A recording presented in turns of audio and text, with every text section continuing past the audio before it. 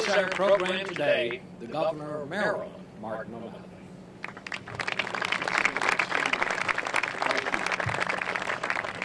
Thank you all very, very much. It is a great honor and a privilege to be with all of you on this 200th anniversary as we commemorate the War of 1812, and in particular with a little bit of hometown pride, the courageous and pivotal role, decisive role that the people of Baltimore played in its outcome. To Ambassador Doer, to Ambassador Westmacott, to Secretary Ray Mabus, to Tina Orcutt, our superintendent, to Senator Ben Cardin and also Senator Barbara Mikulski, Mayor Stephanie Rawlings-Blake, and Bob Scheiffer. I thank all of you for your presence here today, and it gives me pleasure to welcome, I understand, Mrs. Hazel Manning, former First Lady of Trinidad, is with us somewhere in today. Ms. Manning, I understand, was a descendant of the Mary King community in Trinidad, which was settled by former slaves who left Maryland and the Chesapeake during the war.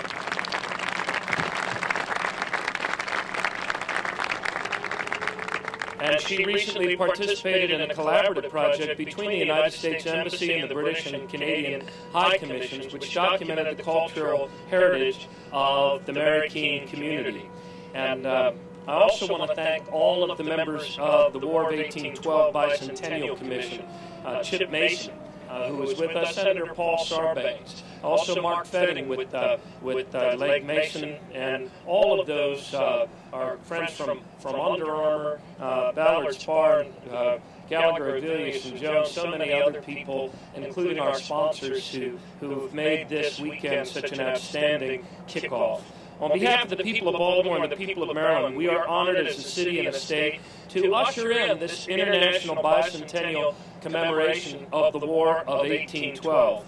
And very shortly, we will sign a declaration appropriately, a declaration of peace, of our peoples coming together as we have for the better part of our more than 200-year history together with our neighbors in Canada, our neighbors in Great Britain, and I especially want to thank the commanders of 9 other nations whose people sent their beautiful tall ships and crews to be a part of this commemoration, and I would like to thank each of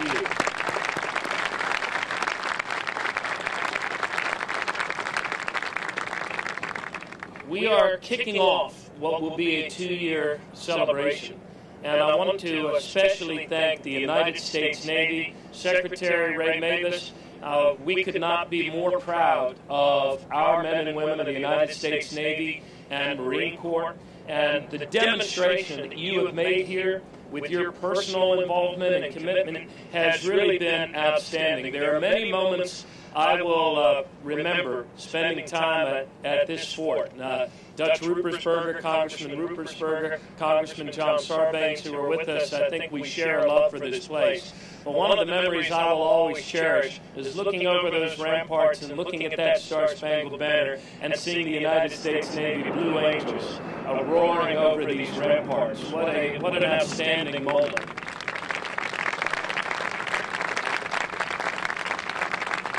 And in that crowd, I'd never seen, Superintendent, so many people here at the fort. Moms and dads, black and white, grandparents, little kids. It was really outstanding. I'd like to make just 2 points. So much has been said and said so eloquently by the ambassadors and by our secretary. From a Baltimore perspective and a Maryland perspective, there are a couple of lessons that we clearly see having emerged from this experience, from this sacrifice, from this conflict. And the most important one of which is that freedom is not free.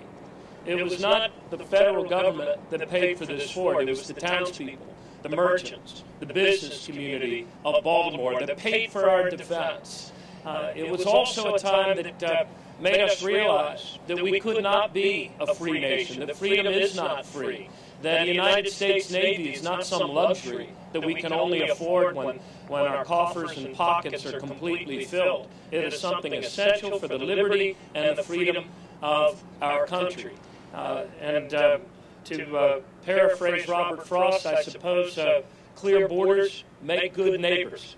And as as our Canadian neighbors also realized in that war that freedom is not free. The second point I wanted to make is this, and it is the very a pluribus unum nature of this defense. From many people, different people, came this defense. The defenders of Baltimore, Secretary Mabus, where at least 50% of us were immigrants or the sons and daughters of immigrants. In fact, 60% of the Army garrison of 100 Army soldiers stationed inside this fort were immigrants.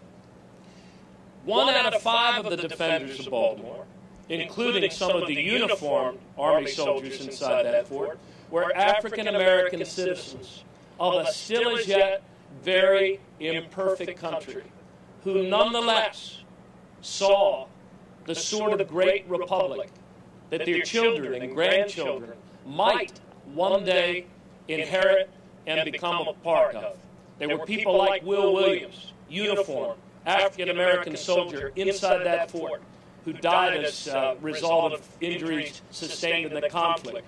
Across at Lazaretto Point, you had the able Lieutenant Albert Ball of Joshua Barney's men. And that very flag itself, sewn together by Mary Pinkersgill and her daughters, also sewing that flag with them, was a 13-year-old black indentured servant named Grace Wisher.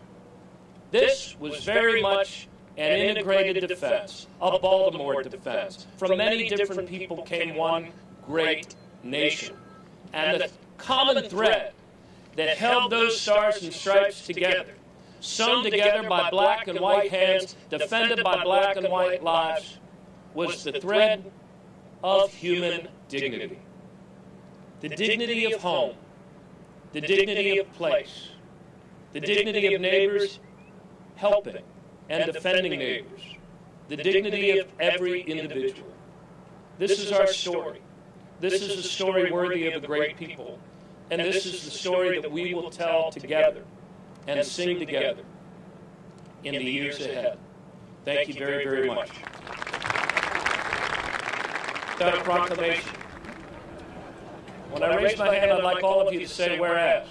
I also want to thank the outstanding Morgan State University Choir for being here today.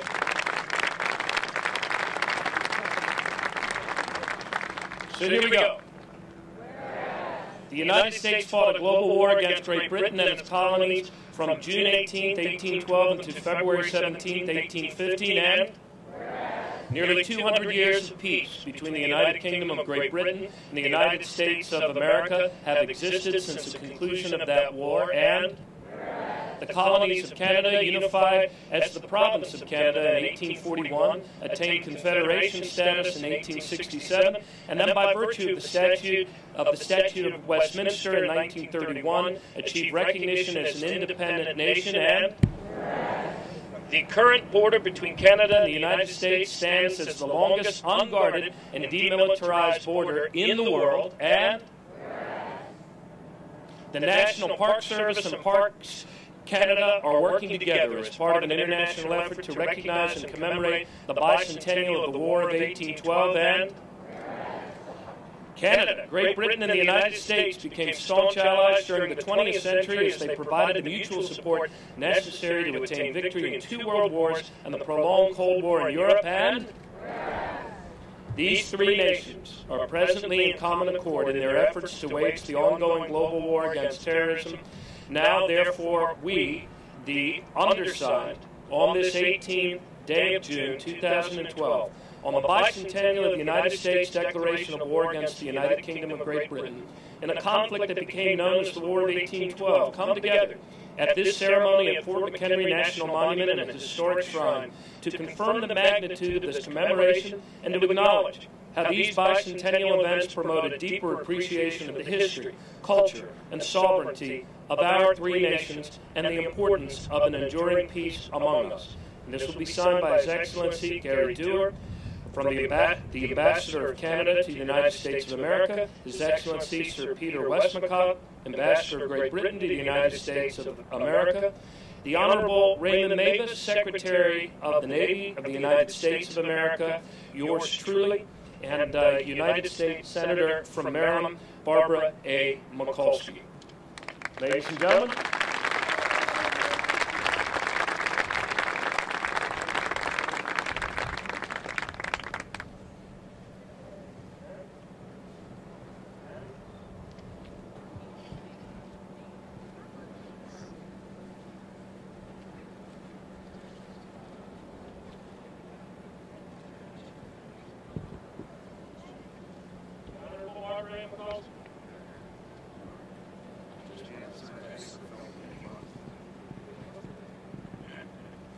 Now let all three people say huzzah. Huzzah! We've done it.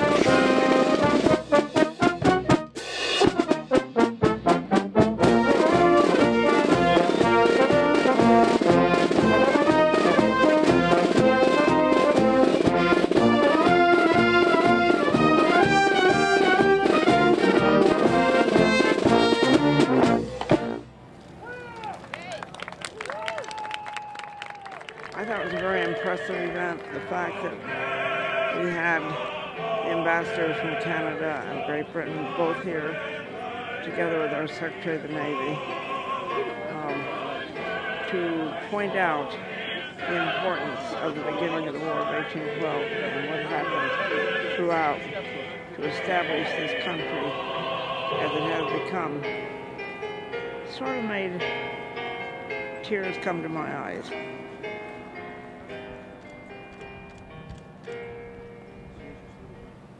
Raise my hand, and when it comes down, within seconds, the gun will go off. At your pleasure. Clear? Fire! Oh, yeah.